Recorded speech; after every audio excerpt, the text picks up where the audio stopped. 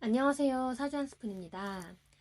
오늘은 을사년 12달의 큰 줄기를 미리 보고 12달 중에서도 카이드 소재 같은 반전을 안겨줄 달도 미리 알아볼 텐데요. 아니 나는 반전이고 뭐고 그래서 나한테 내년이 좋은지 나쁜지 그게 궁금하실 거라는 점 너무 잘 알지만 사실 길흉을 판단하려면 사주팔자마다 엄청 다를 수밖에 없기 때문에 그런 맥락은 아니라는 점 정확하게 먼저 안내드리고요. 그럼에도 불구하고 대체 어떤 특징을 가졌는지 정도는 알고 첫 단추를 잘 꿰어보자는 겁니다. 참고로 저는 제 운을 보며 이미 첫 단추를 꿰기 시작했는데요. 그러면 지금부터 2025년 스포 당할 준비 되셨나요? 먼저 양력으로 1월달인 정축월입니다. 가장 먼저 눈에 띄는 점은 역시 사축반합이 눈에 보이네요. 사유축의 사화와 축토가 합을 하니 금기운이 제법 강해졌습니다. 그런데 천간은요, 정화가 있네요. 이 얘기는 정화가 화급금을 하겠다는 건데 서로 힘겨루기를 하겠죠. 물론 차가운 축토 위의 정화이니까 이 자체로는 정화의 힘이 강하다고 볼 수는 없지만 명식에 따라서는 정화가 더 강하다면 아무래도 금기운이 다소 훼손되는 그런 양상이 보여질 수 있겠고요. 두 번째로 보이는 점은 정축월 자체가 정계충을 하고 있어요. 축토 속의 개수와 천간의 정화가 서로 충돌하고 있다는 것이죠. 사주 원국에 개수와 정화가 어디에 있는지도 살펴봐야 하겠고, 둘 중 어떤 글자가 더 우세한지도 살펴봐야 하겠지만, 가을, 겨울생이라면 높은 확률로 개수가 이길 가능성이 높습니다. 축토 속의 개수는 아주 강력한 개수의 기운을 품고 있거든요. 그리고 마지막으로 추운 축토 위에 정화를 붙잡으려 하는 심리도 함께 생길 겁니다. 원국에 따라서 정도의 차이는 있겠으나 이 현상은 대부분 나타날 수 있겠고요. 정화라는 것은 열중하고 몰입하는 에너지라서 그때 내가 무엇에 열중하고 있다면 저는 긍정적으로 봐도 좋을 것 같습니다. 단, 정화가 십성으로 겁재에 해당하거나 재성에 해당한다면 투자 관련해서는 충동적으로 열중할 수도 있겠으니 이 부분은 신중해야 되겠네요. 다음은 무인월입니다. 바로 눈에 띄는 점은 인사형 쌀이네요. 인목과 사화가 만나 결국 목생화를 하면서 금을 자극하는 글자의 조합인데 목, 화, 금 이 세 가지 오행 중에 가장 약한 오행이 무엇인지를 보고 사주 원국에 따라 해석을 달리할 수밖에 없겠습니다. 즉 간목, 병화, 경금 이 세 글자의 힘겨루기이며 그중 어떤 글자가 훼손될까? 내 사주에서 가장 약한 세력을 눈여겨볼 필요가 있겠죠. 만약 목기운이 가장 약하다면 아무래도 간목에 해당하는 건강이나 육친이 좋다고 말하기는 어렵겠죠. 또한 인사형 쌀로 간목과 경금이 이렇게 충돌할 땐 심리적으로 조급해지고요. 급발진하기도 해서요. 이럴 때는 교통사고라던가 수술, 사고 등에 노출될 확률이 좀 높습니다. 인사형 쌀을 무조건 교통사고로 달달 외우기보다는 이렇게 원리를 알고서 외우셔야 공부가 훨씬 더 재밌어지는 것 같아요. 다음은 기묘월입니다. 기묘월 정말 기묘하죠? 특히 을사년 기묘월은 주목할 필요가 있어요. 천간에서는 을기충을 하고 있고요. 지지에서는 삼율격각을 이루고 있어요. 내 사주가 천간에 을목과 기토가 있다면 더더욱 변화가 예상되고요. 을목, 을목과 기토의 뿌리가 어디에 있는지도 잘 살펴보셔야 하겠습니다. 또한 묘 중에 을목이 투간을 해서 을목의 힘이 강력하다는 것을 알 수가 있어요. 그럼 지지는 조용해 보이나요? 전혀 그렇지 않습니다. 삼요격각은 껍데기는 목생화인데 사실은 그렇지가 않거든요. 지장간 속을 보시면 속에서는 갑경충을 하고 있으니 결국 목과 금의 충돌인데요. 그런데 이게 만만하게 볼 게 아닙니다. 왜냐하면 원국에 유금이 있거나 운에서 오면 사유반합을 하며 갑자기 비대해진 금기운과 꽝 하고 부딪히게 되거든요.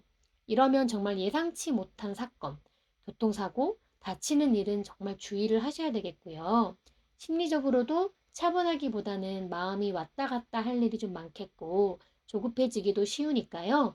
기묘월은 차분하게 마음을 먹으실 필요가 있어요.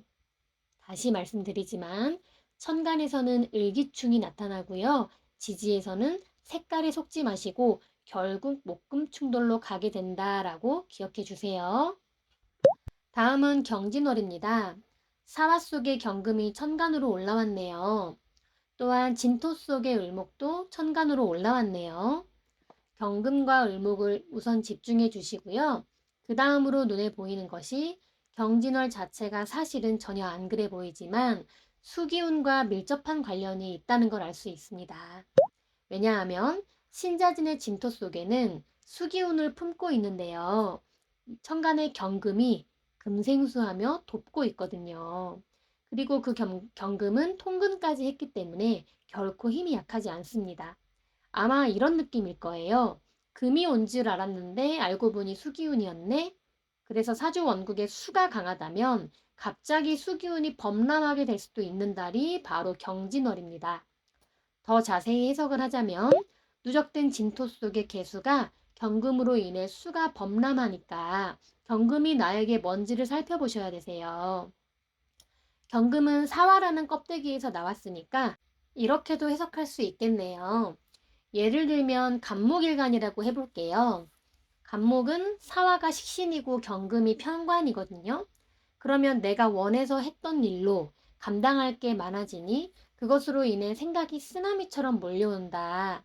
이런 해석이 가능할 수 있습니다. 거기서 끝나지 않고요. 범람한 수기운 때문에 천간에 올라온 을목 또한 젖는 현상이 생길 수 있습니다. 경진호를 자세히 보면 볼수록 정말 만만치 않은 달임을 알 수가 있네요. 다음은 신사월입니다. 을사년의 신사월, 느낌이 빡 오지 않으신가요? 임팩트가 강하기로는 신사월을 빼놓을 수가 없겠는데요. 왜냐하면 신사월 자체로 금기운이 강해지는데 원국에 유금이 있다면요? 어떻게 될까요? 금기운이 아주 강력한 상태가 되겠죠. 게다가 천간에는 신금을 올려둔 것도 또 예사롭지 않은 포인트고요. 즉, 첫 번째는 을신충을 하면서 심리적으로 상당히 예민해지겠고요. 을목과 신금이 힘겨루기를 할 텐데 금이 워낙 강해진 상태라 아무래도 을목이 취약해질 수는 있겠네요. 그렇지만 사주 원국에 따라 달라지니까 미리 단정 짓는 것은 곤란하겠죠. 두 번째로 눈에 띄는 것은 금기운이 강해졌다는 것은 금생수로 그대로 이어지기 때문에 원국의 수기운이 하나라도 있다면 또는 많다면 경진월 시즌2를 찍을 수도 있겠는 신사월이 되겠네요. 다음은 이모월과 개미월입니다. 6, 7월은 함께 묶어서 볼게요. 이모월부터는 양상이 조금 달라지겠는데요. 을사년의 사중 경금 구간으로 진입하기 때문에 천간의 임수와 작용하여 금생수도 하지만 또 지지로는 다른 얘기를 하고 있어요. 을사년의 사화와 이모월의 오화가 붙게 되고 원국에 미토가 있는 분들의 경우 사오미 화국이 형성되게 됩니다. 화기운이 갑자기 강력해진 셈이죠. 즉, 수화 충돌 현상이 나타나게 될 겁니다. 이럴 때 심리적으로 상당히 취약해질 수 있어서 철학이나 역학, 명상, 심리 공부, 외국, 해외 활동, 종교 활동 등을 하시면 제 경험상 상당히 도움이 되었고요. 가볍게는 여행이나 산책, 영화 감상으로 풀어내셔도 좋은 이모월이 되겠습니다. 다음 개미월은요. 이모월과 비슷한 맥락이지만 경금이 임수를 생하는 거하고 개수를 생하는 것은 차이가 조금 있습니다. 그래서 천간은 수기운이 조금은 메마른 상황이고 지지로는 원국에 오화가 있는 분들은 엄청 뜨거워지면서 수기운을 강력하게 지향하는 모습이에요. 이럴 때는 범죄 스릴러 넷플릭스 달리시거나 여행 가는 것도 정말 좋을 것 같아요. 다음은 갑신을유월입니다. 8, 9월도 함께 묶어서 볼게요. 갑신월은 사신용살이 눈에 들어오네요. 이거 어렵게 생각하지 마시고요. 지장간을 보시면 임수와 경금과 병화의 힘겨루기라고 생각하시면 쉬우실 거예요. 보통의 경우에는 금생수를 하면서 병화를 바라보겠지만 신월은 양력으로 8월이라 아직도 매우 뜨거운 글자거든요. 그렇다 보니 신중의 임수를 또한 갈망하기도 하기 때문에 오락가락한 모습들을 많이 보일 수 있겠습니다. 그리고 갑신월 중반부터는 바로 을유월의 에너지가 들어오겠는데요. 바로 눈에 띄는 점 보이시죠? 사유반합을 하며 금기운이 아주 강력해지면서 천간의 을목이 고립될 수 있겠고요. 목금이 충돌하면서 교통사고나 수술에 노출도 쉽겠고요. 만약에 목기운이 많은 사주라면 오히려 이 금기운이 다치러 들어올 수 있는 것일 수도 있어요.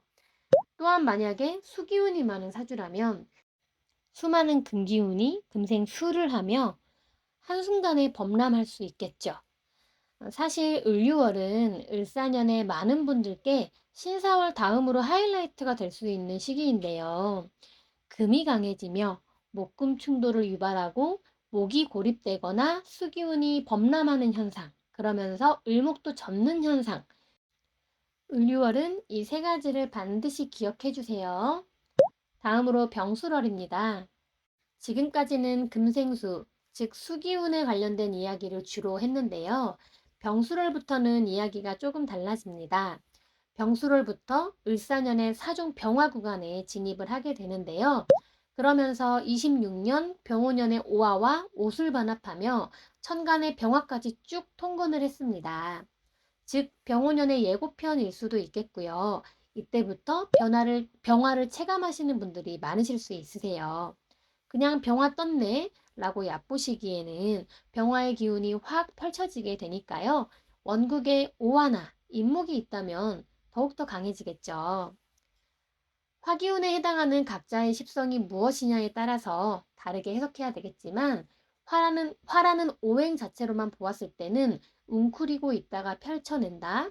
해온 것이 외부로 드러난다. 이런 해석이 사실 먼저이고요. 그 다음에 십성을 입히시는 게 좋으니 참고해 주세요. 예를 들면 무토일간이라면 병화가 편인이잖아요. 그러면 내가 도와줬던 일들로 외부로 널리 알려지게 된다. 내가 해왔던 공부로 펼쳐내게 된다라고도 해석할 수 있겠죠. 다음으로는 정해월입니다. 천간에 뜬 정화에 집중을 해주시면 좋겠는데요. 왜냐하면 직전 달인 병술월의 정화가 11월 정해월로 이어지는 모습인데다가 26년 병오년의 오중 정화까지 통근을 하고 있거든요. 게다가 추워진 가운데 정화를 붙잡고 가는 모습이라서 즉 이때 내가 뭔가 애착을 갖고 열중하고 있는 것이 있다면 잘 관찰해 보세요. 그것이 병오년까지 이어질 수도 있겠습니다. 지지로는 사해충을 하면서 갑작스런 변화가 예상이 되겠고요. 마지막으로는 무자월입니다. 사실 무자월은 을사년의 기운보다는 병오년과의 작용이 더 크다고 보시면 됩니다. 가장 먼저는 자오충, 즉 수화 충돌이 눈에 보이고요. 지지로는 차디찬 자수가 들어왔는데 천간은 뜨거운 무토이니 무토로 인해서 수기운을 더 인식하게 되겠습니다. 그런데 추우니까 내가 붙잡을 것이 뜨거운 무토일 확률이 매우 높겠네요. 뭐 예를 들면 이런 거예요. 무토가 남편에 해당한다면 남편으로 인해서 우울하거나 깊어질 수 있는 시기가 되거나 또는 남편이 멀리 출장을 가는 형태가 될 수도 있어요.